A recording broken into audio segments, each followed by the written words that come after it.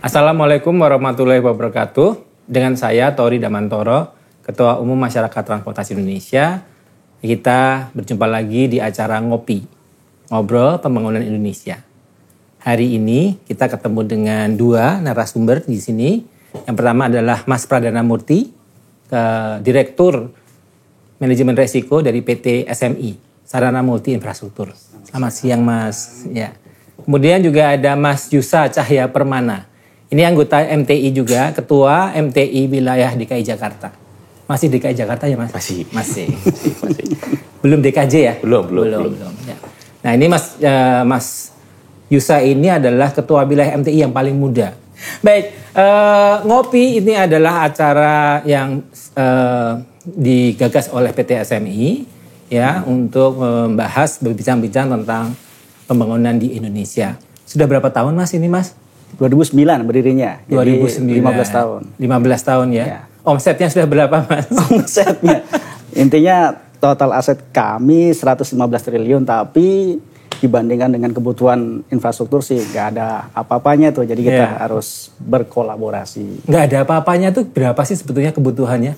Kan ada yang bilang di RPJMN tuh kan 6.000 triliun atau berapa. 6.000 triliun ya? Untuk bikin kita cuma infrastruktur 115 triliun. Oke. Harus kolaborasi lah dengan semua. Dan infrastrukturnya apa aja kalau yang di SMI? Masuk dari infrastruktur ekonomi seperti transportasi, ketenagalistrikan, sarana air minum, sampai dengan infrastruktur sosial kayak rumah sakit, pendidikan, perumahan pasar. Juga. Ya. Oh oke. Ya. Nah ini mungkin banyak yang belum tahu nih ya para pemirsanya Noise tentang ini. Ya. Makasih Mas. Kalau Mas Yusa di MTI Jakarta ya. Iya. Biasanya kalau MTI mungkin teman-teman Noise belum banyak yang tahu tentang MTI. Bisa diceritakan di DKI Jakartanya dulu dah gitu. Ya, jadi MTI Jakarta seperti MTI nasional ya secara umum kita sebenarnya kan sama-sama tahu lah kita organisasi profesi. Tapi karena sifatnya organisasi profesi maka sebenarnya anggotanya itu semua orang yang memang bekerja di bidang transport ya. Di sektor transportasi. Di sektor transportasi. Jadi baik regulator, praktisi, akademisi, bahkan pemerhati dan peneliti. Jadi kita merangkul, kita ingin jadi penjuru ketika ada isu-isu transportasi, kita ingin jadi mitra lah untuk pemerintah, memberikan masukan-masukan yang terbaik, membantu pemerintah. Ya, jadi kita harus menjadi organisasi yang objektif ya, yang benar kita katakan benar. Kalau memang harus ada yang dikritisi ya kita harus kritisi ya, karena itulah fungsinya MTI sebenarnya. Ya. Nah dari MTI Jakarta gimana catatan atau highlight untuk sistem transportasi di Jakarta sekarang? Kalau di Jakarta kita lihat sih perkembangannya udah jauh lebih baik ya. Kalau kita ngelihat pertama kali ada Transjakarta tahun 2004, ya sudah jauh sekali sebenarnya. Tapi kalau dibilang cukup ya jauh dari cukup. Karena toh pada akhirnya kalau kita ngelihat di lapangan masih dominan pengguna kendaraan pribadi sebenarnya. Itu sudah ada LRT Jakarta, LRT Jabodebek, ada KRL juga, ada MRT. Tapi kalau ngelihat kebutuhan ya itu masih kurang lah, kita harus bilang itu kurang. Nah Jakarta memang sudah masif, tapi peluang perbaikannya masih banyak. Jadi kalau orang memang mau Mas Pradana mau investasi, ya itu ada peluang di sana karena kegiatannya banyak dan bahkan nggak hanya terkait dengan transportasi langsung. Karena kalau kita mau ngajak orang naik angkutan umum, pasti perlu pembenahan wilayah, pasti perlu ada investasi untuk infrastruktur juga di sana. Oke. Ini menarik karena soalnya kita ngomong transportasi tapi Mas Yusa juga menyinggung tentang wilayah. Tapi sebelumnya saya mau nanya ke Mas Dana dulu.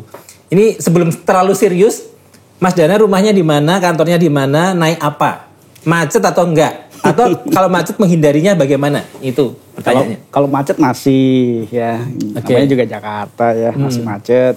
Tapi tadi setuju sama Mas Yusa, perbaikan udah kerasa sekali ya. Banyak perbaikan selama beberapa rumah mana dekade terakhir. Saya di Rempoa Mas, di Rempoa. Jaksel kantor, ya? Jaksel. Itu udah coret Mas, Jakarta coret. Itu udah masuk ke Tangsel. Oh masuk ke Tangsel. Jadi kantor di sekitar Sahid, di Sudirman.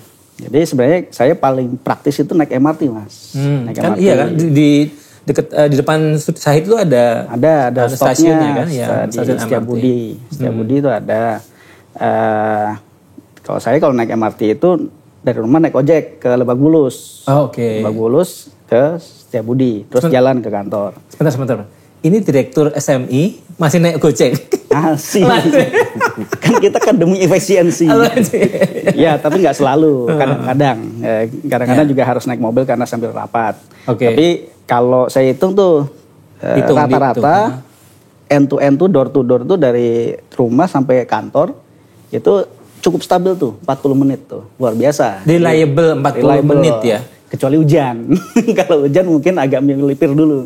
Sebentar. Itu door to door melipir karena ojeknya itu ya tadi ya. Karena hujan lebih susah naik ojek segala macam mesti ngantri segala macam ya. Tapi kalau lancar semuanya door to door 40 menit. Itu reliable ya. Nah, itu menjadi penting ya sekarang ya kalau di Jakarta dengan kegiatan aktivitas yang sangat tinggi begitu ya. Aktivitas apa saja masyarakatnya, reliability itu menjadi sangat penting gitu ya. Nah, balik lagi ke Mas Yusal. Wilayah tadi Mas, pengembangan wilayah itu maksudnya gimana? Jadi apakah nggak cukup tuh nanti kalau misalnya tambah lagi MRT, tambah lagi LRT gitu? Kan kayaknya sudah ada kepastian nih kan? Nah, gitu. Jadi gimana? Menarik nih sebenarnya. Jadi karena kita kalau bicara transport sangat rawan, apalagi kalau bangun infrastrukturnya, bangun layanannya itu sangat rawan seakan-akan transport itu barang yang berdiri sendiri. Dengan dibangun selesai masalah, dengan layanannya diperbaiki selesai masalah. Padahal transport itu kan pada intinya ya, kalau fitrahnya itu kan melayani kebutuhan.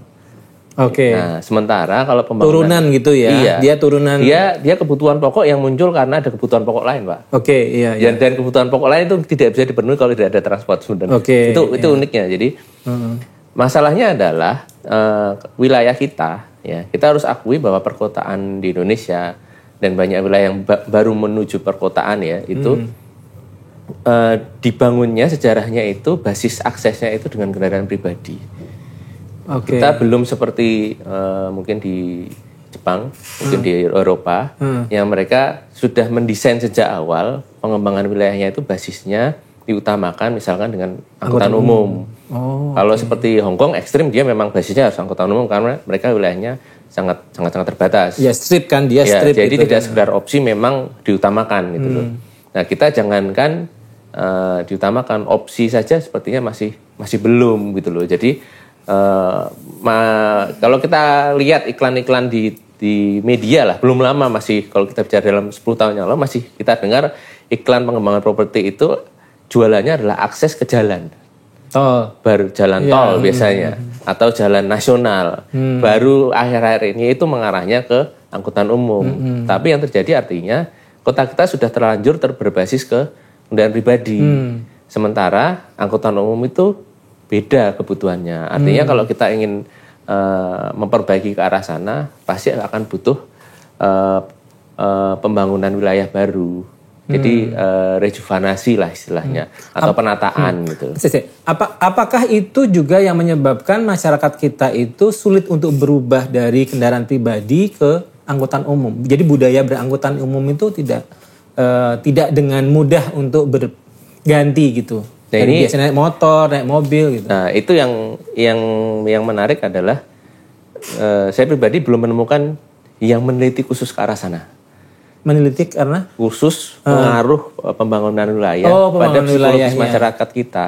Tapi kalau kita ngobrol dengan masyarakat, kenapa mereka tidak mau ketika mereka menjelaskan masalahnya, kalau kita tarik ya ujungnya karena memang tata ruangnya gitu itu tidak mendukung ke arah sana. Kalaupun angkutan umum biasanya masih mengandalkan pola lama kalau di kota ya kita ketahuinya angkot lah. Sementara kalau kita bicara masalah volume, masalah jaminan layanan, masalah ketepatan waktu, ya mungkin angkot untuk feeder ya, itu mungkin masih bisa. Tapi kalau untuk yang backbone, yang besar-besar itu, ya kita harus mau nggak mau harus upgrade gitu ke angkutan massal yang cepat. Angkutan massal yang cepat. Karena memang tuntutannya untuk ekonomi ya seperti itu. Nah, jadi menjadi penting untuk pembangunan angkutan umum massal. Kalau kemudian kotanya sudah sangat besar dan itu membutuhkan investasi. Mas Dana, SMI sudah terlibat di investasi angkutan massal apa saja, Mas? Wah, baik yang sudah dibangun maupun yang belum sempat dibangun atau sudah dilupakan atau gimana? Boleh silakan, Mas. Baik. Sebenarnya kalau SMI itu sebagian besar dari portfolionya itu di masalah konektivitas. Dan ini memang sejalan dengan rencana pemerintah yang menghubungkan sentra-sentra ekonomi ya, termasuk antar kota, antar wilayah, dari desa ke kota, dan juga termasuk di dalam kota sendiri. Nah, kalau di dalam kota yang berhubungan dengan mass transport ini, kebetulan kami juga sudah terlibat yang kayak misalnya LRT itu udah terlibat pembiayaannya di situ. Maksudnya invest gitu ya? Pembiayaan. Iya, pembiayaan. Kasih kredit ya. Kredit. Pembiayaan. Ya. Nah, tapi bagi kami mungkin isunya ya tadi ya saling terkait karena transport itu nggak bisa single dimension gitu ya, tidak bisa dilihat dari satu angle aja, tapi banyak masukan yang harus masuk ini. Makanya kalau tadi bicara perda ini semua angle harus masuk juga kan. Tadi ada pengembangan wilayah. Jadi kalau transport itu kan menyelesaikan masalah ekonomi, ya kan kalau transport baik ekonominya jadi efisien, tidak banyak waktu terbuang di jalan, ya. Dan kalau nggak salah ada yang pernah ngitung tuh kerugian dari kemacetan itu bisa ada yang pernah ngitung 60 sampai bahkan 100 triliun per tahun gitu di ya. Jabodetabek ya. Jabodetabek aja gitu. Nah, jadi sebenarnya itu kan dari situ saja udah lihat bahwa kalau kita mengefisiensikan transport itu nilai itu akan berkurang. Oke. Jadi kerugian itu akan bisa diperkecil kalau kita mengefisiensikan transport. Tapi itu ada investasinya tentu. Nah, kalau dikaitkan dengan isu lain ya ekonomi yang dari sisi produktivitas. Tadi saya menyinggung masalah kesehatan.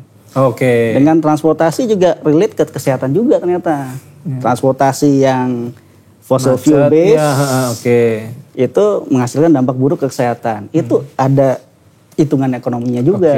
Terus kalau misalnya kita bisa beralih transisi dari fossil fuel ke yang green, yang ramah lingkungan, berarti kan ada biaya kesehatan yang berkurang juga di situ. Nah, itu banyak kaitannya banyak banget dan multidisiplin, multi angle. Jadi harus dikeroyok. Belum stresnya ya yang kurang. Belum stresnya. Susah dihitung, divaluasi itu stresnya bagaimana gitu.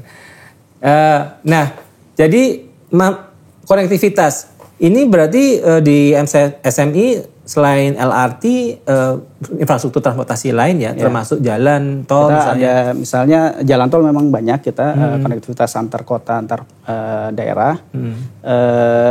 Kita juga ada misalnya mendukung untuk pembuatan atau produksi dari kereta listrik misalnya. Karena kita mendukung produsen listrik nasional ya. Kereta listrik nasional. Pembiayaan ya. Kita biaya mereka jadi bisa industrinya juga memproduksi kereta listrik yang dipakai juga di Jabodetabek juga gitu. Ya, jadi itu beberapa kontribusi kita lah di sektor transportasi. Tapi ya memang harus dipikirkan solusi-solusi kreatif karena semua kan ada cap-nya ya. Karena cap-nya itu apa? Cap-nya adalah kemampuan beli atau kemampuan bayar masyarakat. Ya istilahnya kalau mereka bayar sekian, padahal investasinya sekian, butuh waktu berapa lama untuk kembali, apakah bisa kembali atau tidak, itu kan ada hitung-hitungannya. Kalau tidak match, berarti harus ada subsidi dari pemerintah. Nah ini sudah mulai masuk nih pembiayaan dalam subsidi. Jadi variabelnya dalam pembiayaan itu tadi Bapak Mas Dana mengatakan biaya investasinya, kemudian kemampuan daya beli masyarakatnya, kemudian biaya untuk mengoperasikannya, begitu, terus kemudian subsidi, begitu. Nah perannya SMI di mana Mas dari 4 itu? Kalau kami kan agak berbeda dengan perbankan komersial pada umumnya. Karena kami memang diberi mandat untuk menjadi lembaga pembiayaan pembangunan. Jadi lembaga pembiayaan pembangunan. Development bank gitu ya? Development bank agak berbeda dengan commercial bank. Development bank setiap investasinya harus relate atau harus dikaitkan dengan itu tadi, dampak ekonomi, dampak sosial masyarakat, itu harus ada kaitannya ke sana. Jadi investasi kita memang diarahkan kepada hal-hal yang membawa manfaat itu tadi. Nah terus, ini mungkin baru nih, informasi baru nih untuk teman-teman noise. Karena mungkin teman-teman noise biasanya dengarnya adalah pembangunan daerah kan. Iya. Kan kita nggak punya pembangunan nasional gitu kan, nggak ada kan. Ya, jadi SMI ini ya yang kemudian ditugaskan oleh pemerintah untuk menjadi bank pembangunan nasional. Dan memang harus kerjasama bareng dengan stakeholders. Dengan yang punya wilayah, misalnya Pemda, dengan pusat, yang misalnya kita bicara ada skema-skema subsidi dari pusat misalnya. Dan juga dengan stakeholders lainnya, private sector dan masyarakat itu. Jadi semua memang harus, ya istilahnya development bank ini bisa menjadi suatu melting pot semua concern dan ide, termasuk resources itu bisa dikolaborasikan melalui bank pembangunan. Jadi sebenarnya idealnya ke situ, ya kita memang berusaha untuk menuju ke situ lah. Nah ini udah ada nggak daerah-daerah pemerintah daerah di Bodetabek gitu ya, Bogor, Tangerang, Bekasi yang approach ke SME untuk pembiayaan nyambung kereta dari Harjamukti ke Bogor kah, atau kemudian MRT sampai ke Tangsel dan sebagainya gitu Mas? Kalau dari sisi by project kayaknya belum ada yang termaterialisasi ya. Kami berusaha untuk membantu beberapa Pemda ya di masa lalu untuk menyiapkan skema public transportnya, misalnya membangun LRT dan BRT di kotanya masing-masing. Ada beberapa kota besar di Indonesia memang pernah kami bantu. Tapi memang biasanya terpentok pada ketika ujung-ujungnya nanti harus ada APBD yang harus di komit untuk pembiayaan itu. Ujung-ujungnya itu biasanya itu yang menjadi diskusi politik, diskusi publik, dan harus mendapat persetujuan dari DPRD. Itu yang biasanya ya akhirnya sampai sekarang ada yang pending gitu ya, jadi tidak terlaksana. Kalau angkutan umum tuh pembiayaannya mulai kapan Mas? Yang swasta dilibatkan itu mulai kapan? Ya rasanya kalau yang pertama-tama memang banyaknya penugasan ya, kayak BUMN atau BUMD.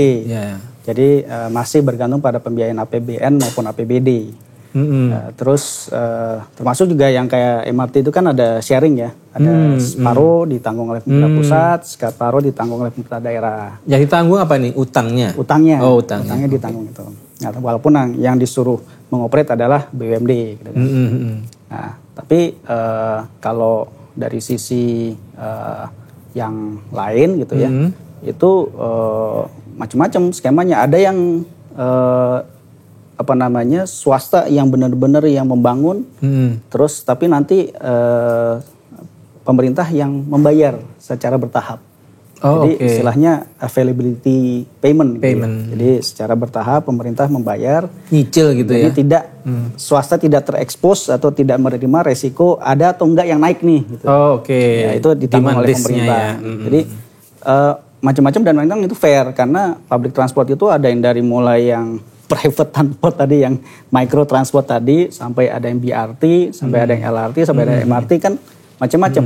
Capex range-nya juga macam-macam per kilometernya, ya. Terus integration dari sistemnya juga macam-macam. Ada yang harus semua integrated, ada yang bisa dipisah-pisah juga paketnya, macam-macam gitu ya. Nah, jadi tidak bisa satu bisnis model aja kalau public transport itu. Ya, harus ada beberapa bisnis model dan ya ini kayaknya masih tested aja. Dan kalau pure swasta rasanya di public transport itu ada tuh misalnya di KPBU, di kereta yang di Sulawesi itu ada. Makassar Parepare.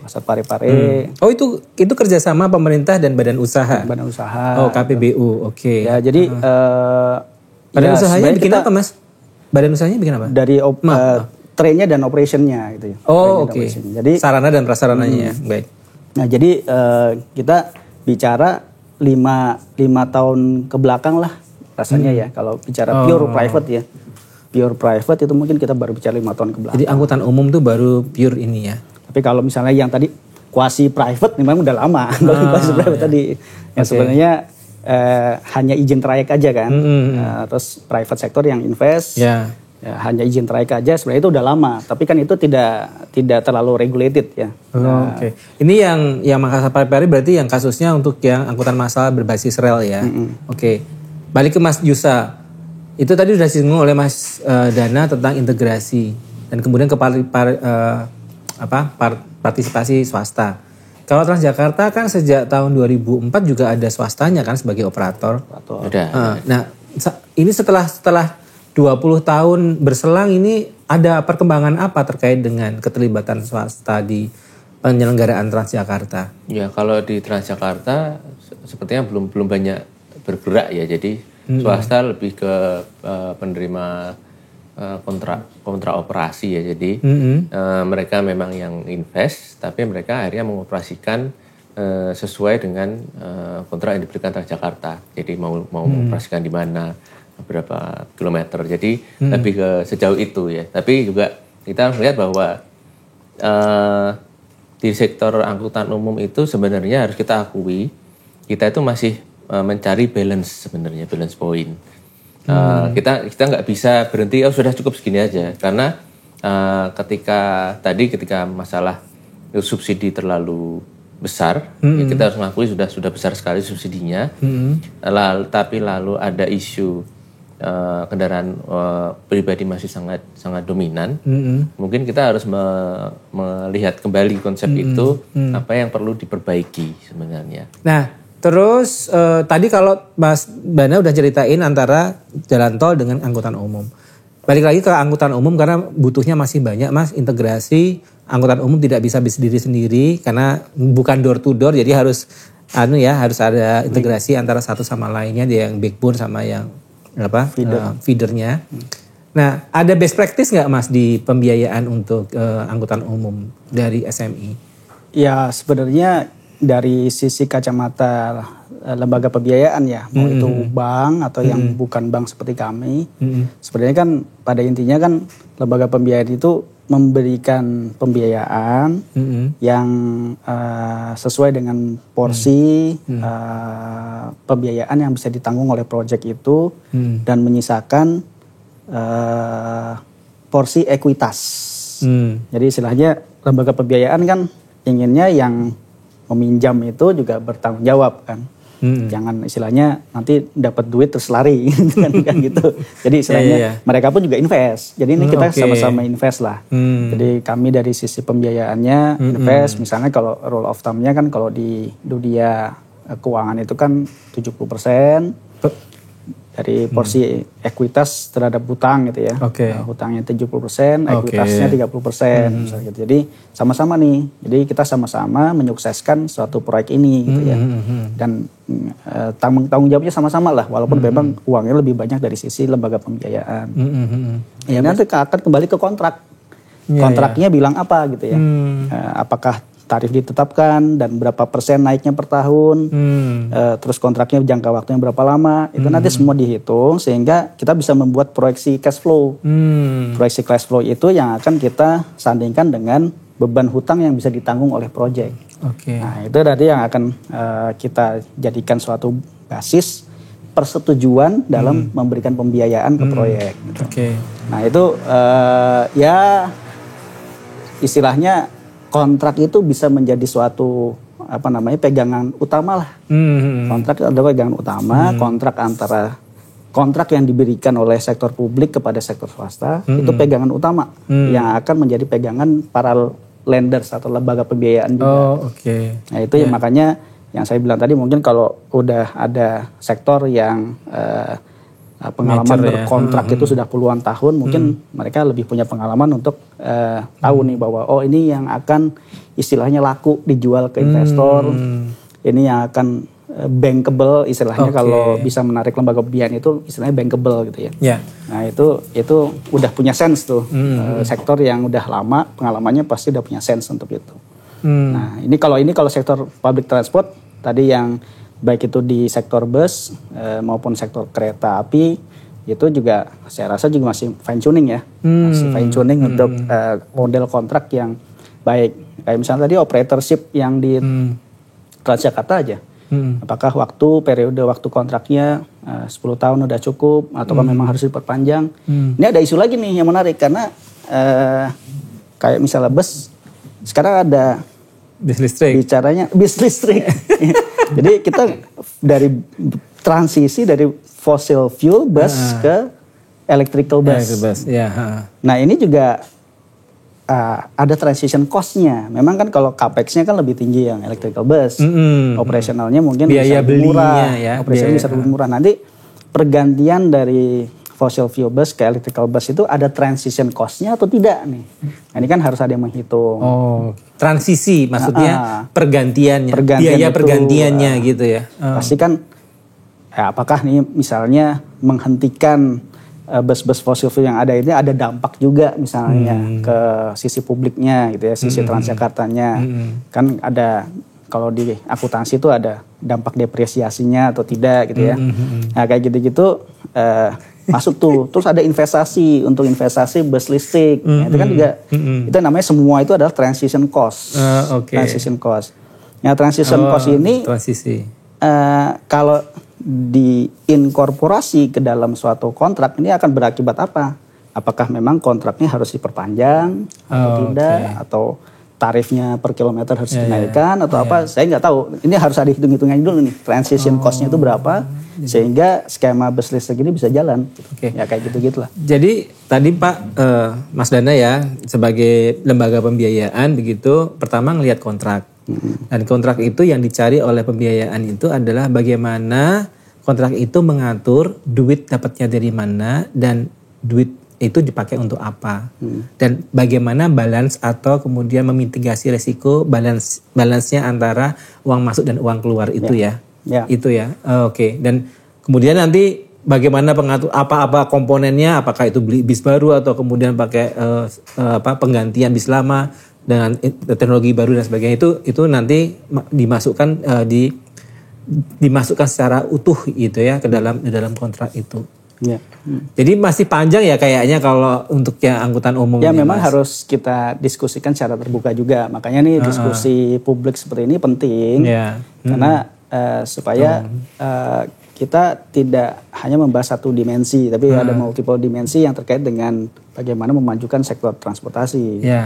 Cuman kalau buat gambaran teman-teman noise Mas, investasinya itu angkutan umum tadi kan Mas Dana juga sempat bilang kalau LRT belum sampai, belum bisa biayanya, mungkin kita pakai BRT dulu begitu ya. Ini daerah-daerah sudah kepengen punya angkutan umum nih sekarang ya.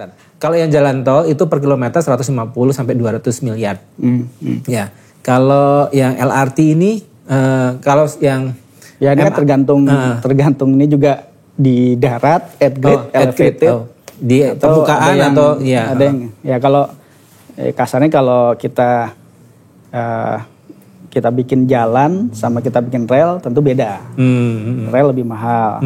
Kalau at grade dengan elevated beda. Elevated lebih mahal. Elevated dengan subway beda juga. Tanah, subway lebih mahal. Kalau nggak salah, kalau saya ingat-ingat kalau kita bangun at grade itu Rp1, elevated itu Rp3. Subway itu Rp6 kira-kira. 6 kali lebih. Kira-kira gitulah kira-kira. Tergantung sistemnya juga. Tergantung sistemnya. Beda sistem beda. Nah itu mungkin bedanya juga tambah kompleksnya angkutan umum massal ya dibandingkan jalan tol misalnya seperti itu.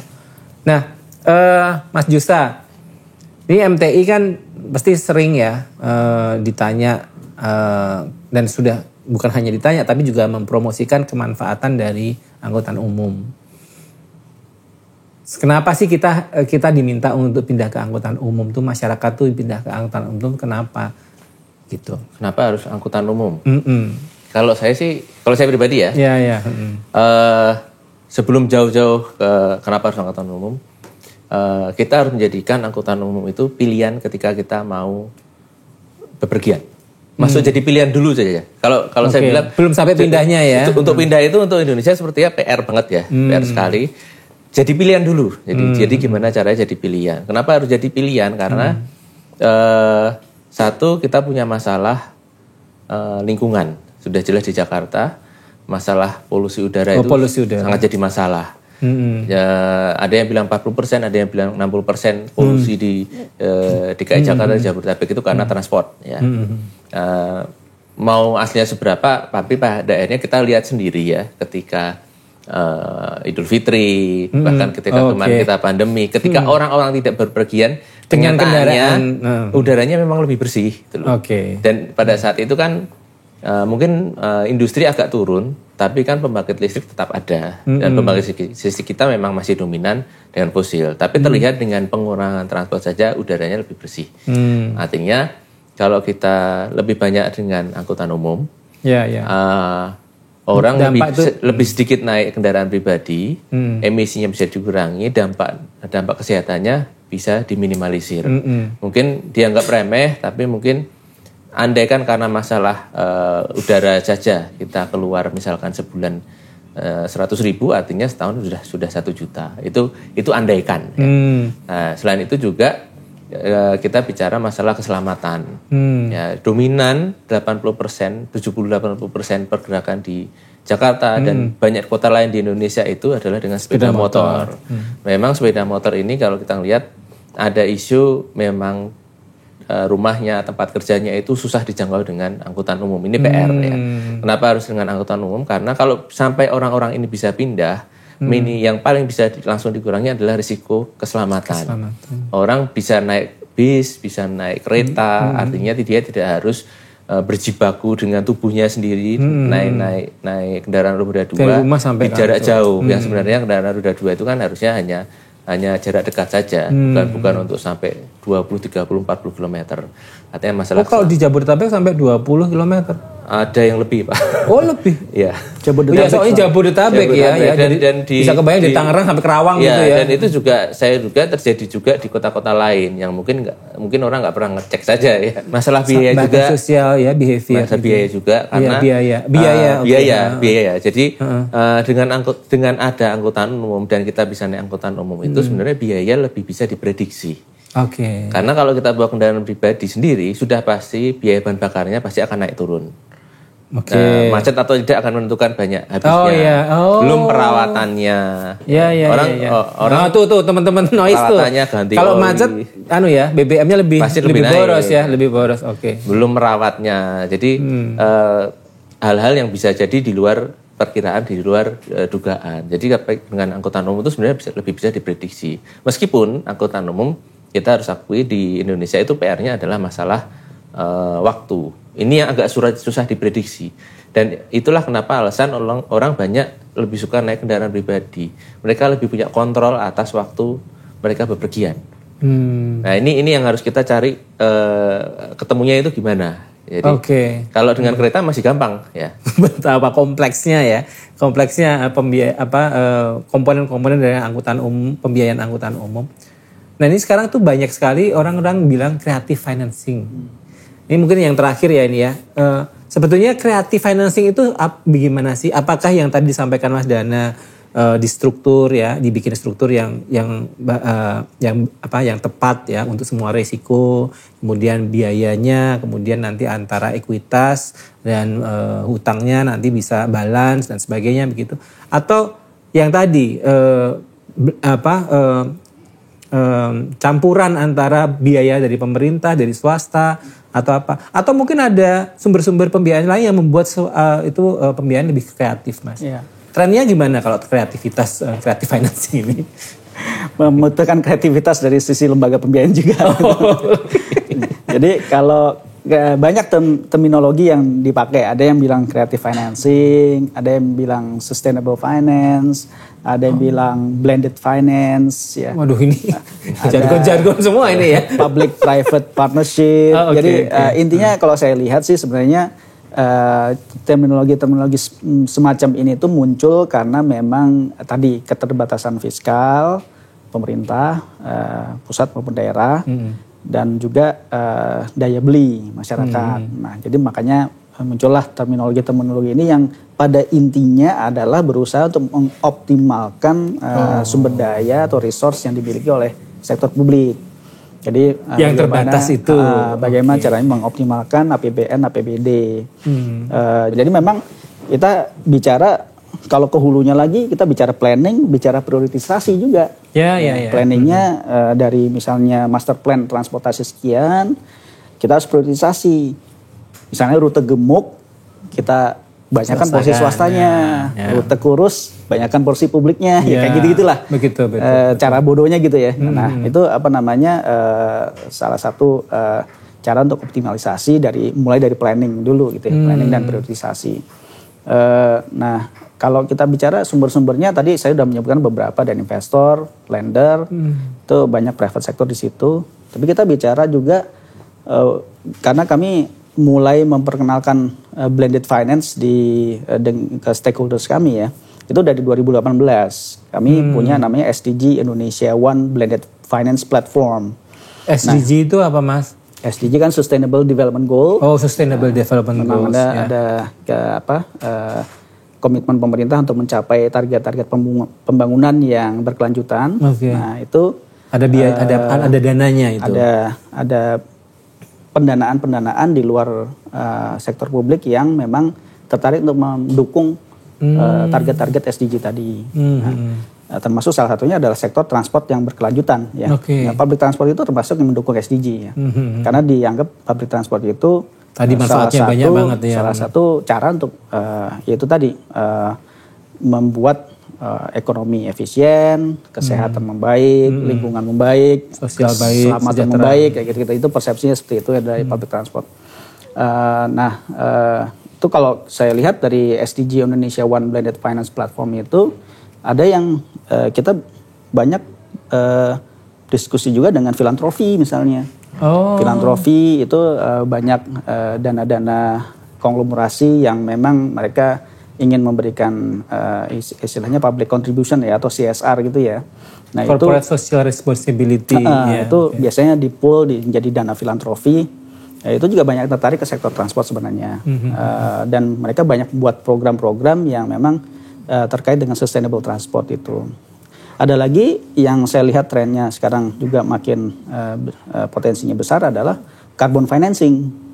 Carbon financing. Jadi misalnya tadi kalau switching dari bus diesel ke bus listrik, itu ada potensi untuk pembiayaan dari carbon avoidance-nya tadi. Kan kalau tadinya bus diesel mengemit karbon ke udara berapa ton per tahun segala macam, itu dengan berganti ke listrik tanpa ada emisi karbon, sehingga itu ada pengurangan karbonnya atau karbon yang bisa dihindari itu yang bisa sebenarnya mengundang carbon financing dari pihak-pihak pendana yang memang tertarik untuk membiayai carbon avoidance itu tadi. Gitu. Nah, ini makin ada dan makin berkembang marketnya. Mungkin Indonesia belum se-advance di Eropa atau di mana, tapi kita juga melihat keseriusan pemerintah untuk menuju ke sana gitu ya. Itu juga bisa dimonetisasi sebenarnya. Carbon market itu ya. Oke, berarti kreatifnya itu memang multidimensi ya Mas ya, dari proyek komponen proyeknya, kemudian pembiayaannya, kemudian sumber-sumber pembiayaannya. Jadi kreatif ini menjadikan. Kalau mau belajar di mana Mas? SMI ada pelatihannya? Ya ini terutama kayaknya menarik ini. Ya kita memang pembangunan Indonesia. Ngopi ini juga salah satu cara untuk kita membuat edukasi publik juga supaya bahwa pembiayaan itu tidak semata-mata ada sesuatu hal yang gampang dilakukan. Kan kalau dari lembaga pembiayaan atau perbankan kan juga kenapa ada prinsip kehati-hatian, karena kita semua ini kan juga nasabah bank nih. Iya. Kalau banknya nggak hati-hati. Bank Sembrono, duit kita bisa lenyap udah sebagai nasabah kan gitu. Jadi memang bank dalam mengeluarkan dana itu memang sangat berhati-hati. Lembaga pembiayaan seperti kami pun juga ya walaupun kita non bank, tapi duit yang kami terima dari pihak-pihak lain, duit kami kan dari pemerintah, dari investor, dari lender, kami menerima duit-duit itu yang kami salurkan ke proyek. Kami pun juga harus hati-hati, jangan sampai duit itu hilang. Nanti kita ngelapornya gimana nih duit itu hilang. Nah jadi itu yang menyebabkan lembaga pembiayaan itu walaupun duit masyarakat itu berkumpul di lembaga pembiayaan, tapi dalam bentuk mengeluarkannya itu memang harus ekstra hati-hati sehingga tidak berpotensi untuk rugi atau hilang. Nah itu makanya proyek itu harus distruktur dan disiapkan dengan baik, mulai dari perencanaan, penyiapan proyek, menstrukturisasi kontrak dan transaksinya seperti apa, sehingga investor dan lembaga pembiayaan itu bisa masuk dengan nyaman gitu. Jadi, ya, bisa terlibat. Jadi dari situ. Jadi kayaknya ini ya, mungkin kita bisa nutup obrolan ini dari dua sisi. Dari sisi pemerintahnya yang menyediakan angkutan umum dan dari sisi masyarakatnya yang memanfaatkan angkutan umum. Kalau dari sisi pemerintahnya, mungkin Mas Dana ada ini masukan untuk pemerintah-pemerintah yang sekarang lagi bikin Mass Rapid Transit lah gitu kan, BRT atau kemudian angkutan berbasis rel, apapun itu yang untuk melayani angkutan umum masyarakat. Mungkin ada masukan gimana Mas? Ya kalau kami firm believer, jadi benar-benar penuh dengan belief atau kepercayaan yang tinggi bahwa sekarang itu kita di era yang nggak bisa bekerja sendiri lah. Sektor publik, sektor swasta, lembaga pembiayaan, operator, itu semua memang harus bekerja sama ya, untuk memecahkan masalah yang kompleks seperti transport misalnya. Nah, jadi memang kita butuh diskusi seperti ini sebenarnya ya, diskusi baik di publik, di ranah publik maupun diskusi dengan B2B ya, atau business to business, apa namanya, bahkan lebih baik face to face gitu ya, ya untuk kita benar-benar saling tahu bahwa concern-concern masing-masing pihak tuh apa. Jadi kita bisa sama-sama cari solusinya gitu. Nah itu yang mungkin kami ingin berperan lebih di situ. Jadi kami welcome untuk berbicara dengan Pemda, dengan siapapun ya, pihak investor untuk benar-benar menjembatani bagaimana suatu program yang dicanangkan oleh sektor publik itu bisa terlaksana, terutama di sektor transportasi ini. Ya, karena kebutuhannya masih banyak ya Mas ya. Makasih Mas Dana. Mas Yusa, untuk masyarakat nih, sebagai masyarakat transportasi Indonesia, masyarakatnya justru apa ini untuk angkutan umum? Kalau masyarakat angkutan umum, masyarakat pasti minta. Jadi kalau melihat dari yang sudah ada dan ke depan, masukannya sih kalau dari masyarakat tuh satu, ada creative financing. Tapi pada akhirnya masyarakat pasti akan berharap profesionalisme. Ya, jadi profesionalisme dari sejak perencanaan, operasional, evaluasi. Jadi pemerintah itu juga harus terbuka kepada masyarakat untuk masalah rencana pengembangan ke depan. Itu efeknya ke mereka bagaimana? Saya selalu tanya, siapa yang naik angkutan umum hari ini atau kemarin? Gitu. Enggak dapat bonus. Kirain dapat bonus. Terus kalau belum pernah, minta tolong dosennya untuk ngajak naik angkutan umum. Baik, terima kasih Mas Dana dan Mas Yusa untuk obrolannya di acara Ngobrol Pembangunan Indonesia kali ini yang diselenggarakan oleh PT SMI bekerja sama dengan Masyarakat Transportasi Indonesia, dan saya sebagai host mengucapkan terima kasih. Jangan kapok nanti kalau diundang-undang lagi oleh Ngopi dengan tema-tema yang lainnya. Demikian teman-teman pemirsa Ngopi, saya Tori Damantoro undur diri. Wassalamualaikum warahmatullahi wabarakatuh. Waalaikumsalam warahmatullahi wabarakatuh.